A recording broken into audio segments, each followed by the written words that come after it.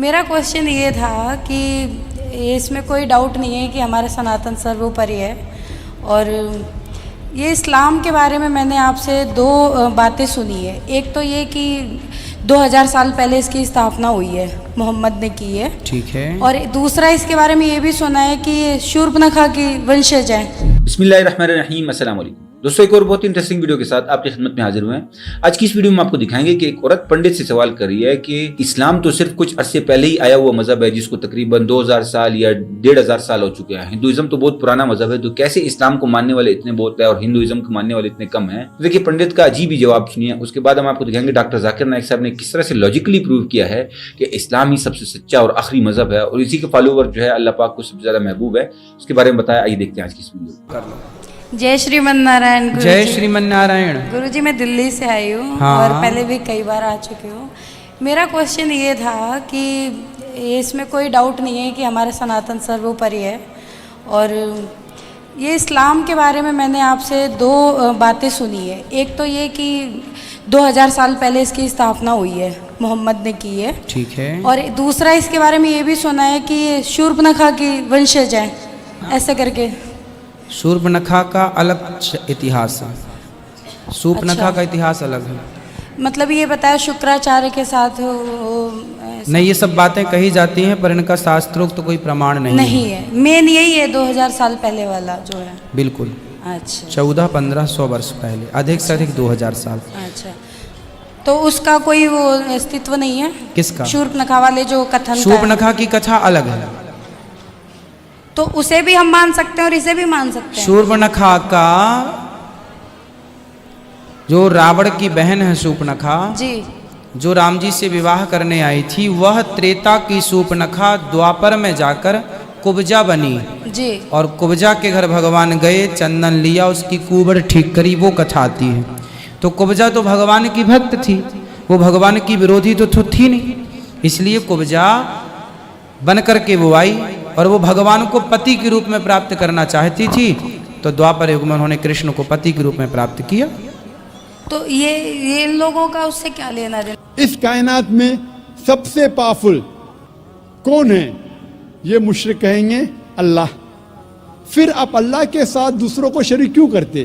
یہ آیت میں سورہ یونس میں سورہ نمبر 10 آیت نمبر 31 میں مشرک مانتے تھے توحید ربوبیہ میں کہ اللہ رب ہے، مانتے تھے توحید الاسماء صفات، اچھے صفات، لیکن اللہ کو ماننے کے علاوہ دوسروں کی بھی عبادت کرتے تھے، انہیں کہا گیا ہے مشرک۔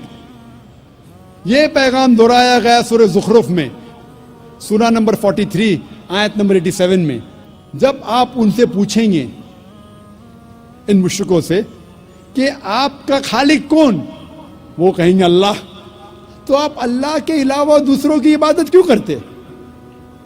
یہ مشرک مانتے تھے کہ ہمارا خالق اللہ ہے، لیکن اللہ کے ساتھ دوسروں کی عبادت کرتے۔ اسی لیے اللہ تعالیٰ فرماتے ہیں سورہ یوسف میں سورہ نمبر 12 آیت نمبر 106 میں کہ اکثر لوگ اللہ کی عبادت نہیں کرتے دوسروں کو شریک کرنے کے بغیر، یعنی اکثر جو لوگ اللہ کی عبادت کرتے ہیں اللہ کے ساتھ دوسرے کی بھی عبادت کرتے ہیں۔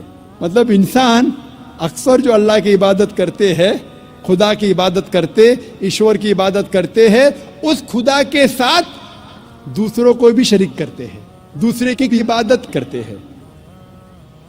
اور اگر اس توحید میں ان تینوں قسموں میں سے ایک بھی قسم کا آپ پالن نہیں کریں گے، ایک بھی قسم کو توڑتے ہیں، تو اسے عربی میں کہتے ہیں شرک۔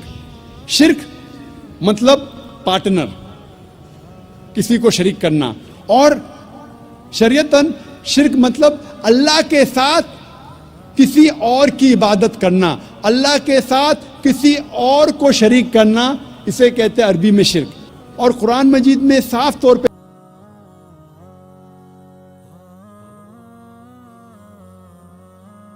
کو شریک کرنا، اور شریعتاً شرک مطلب اللہ کے ساتھ کسی اور کی عبادت کرنا، اللہ کے ساتھ کسی اور کو شریک کرنا، اسے کہتے ہیں عربی میں شرک۔ اور قرآن مجید میں صاف طور پہ لکھا ہے سورہ نساء میں سورہ نمبر 4 آیت نمبر 48 میں اور سورہ نساء سورہ نمبر 4 آیت نمبر 116 میں کہ اللہ سبحانہ و تعالیٰ اگر چاہے تو آپ کے کوئی بھی گناہ کو معاف کر سکتا ہے، لیکن شرک کو کبھی بھی نہیں معاف کرے گا، کیونکہ جو انسان شرک کرتا ہے وہ بہت بڑا گناہ کرتا ہے اور بہت دور تک بھٹک چکا ہے۔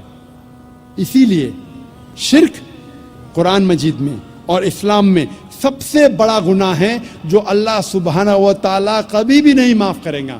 اگر آپ نے شرک کیا اور مرنے کے پہلے توبہ نہیں کی، اگر آپ مشرکانہ حالت میں مرے تو آپ کے لیے جہنم 100%۔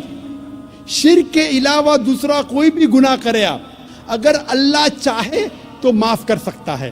اگر آپ نے شرک کیے تو آپ ضرور توبہ کیجئے، شرک کرنا بند کیجئے، انشاءاللہ آپ جنت میں جا سکتے ہیں۔ لیکن اگر شرک کی حالت میں مرے تو اللہ سبحانہ و تعالی خدا ایشور آپ کو کبھی بھی نہیں معاف فرمائیں گا۔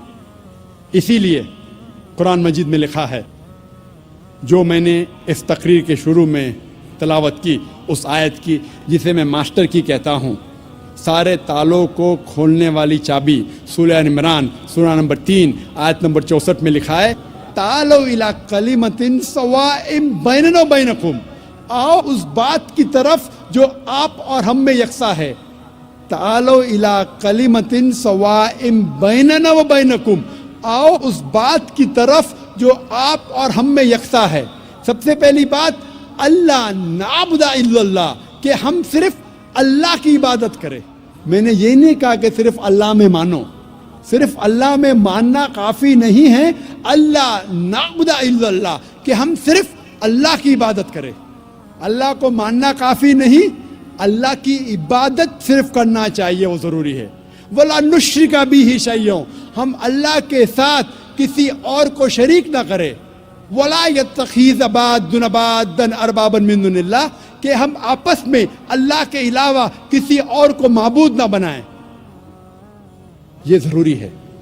وَلَا نُشْرِكَ بِهِ شَيْئًا وَلَا يَتَّخِذَ بَعْضُنَا بَعْضًا أَرْبَابًا مِّن دُونِ اللَّهِ فَإِن تَوَلَّوْا فَقُولُوا اشْهَدُوا بِأَنَّا مُسْلِمُونَ، اور اگر اس کے بعد وہ لوگ نہیں مانتے تو ہم گواہی دیتے ہیں کہ ہم مسلمان ہیں، ہم اللہ کی عبادت کرتے ہیں اور اللہ کا کہنا مانتے ہیں۔ یہی پیغام عیسیٰ علیہ السلام نے دیا۔ قرآن مجید میں لکھا ہے سورہ مائدہ میں سورہ نمبر 5 آیت نمبر 72 میں، لَقَدْ كَفَرَ الَّذِينَ قَالُوا إِنَّ اللَّهَ هُوَ الْمَسِيحُ ابْنُ مَرْيَمَ، وہ لوگ کفر کر رہے ہیں جو لوگ کہتے ہیں کیا عیسیٰ علیہ السلام ابن مریم اللہ ہے، وہ لوگ کفر کر رہے۔ وقال المسیح، لیکن عیسیٰ علیہ السلام نے کہا، یا بنی اسرائیل، اے بنی اسرائیل، اعبدوا اللہ، اللہ کی عبادت کرو، ربی و ربکم، جو میرا رب اور آپ کا رب ہے۔ انما یشرک باللہ، اگر اللہ کے ساتھ کسی نے دوسرے کو شریک کرا، فقد حرم اللہ علیہ الجنہ، جنت آپ کے لیے حرام ہو جائیں گی، وما وہ النار وما للظالمین من انصار، اور آپ کے لیے جہنم کی آگ ہے، اور ظالم کے لیے آخرت میں کوئی مددگار نہیں۔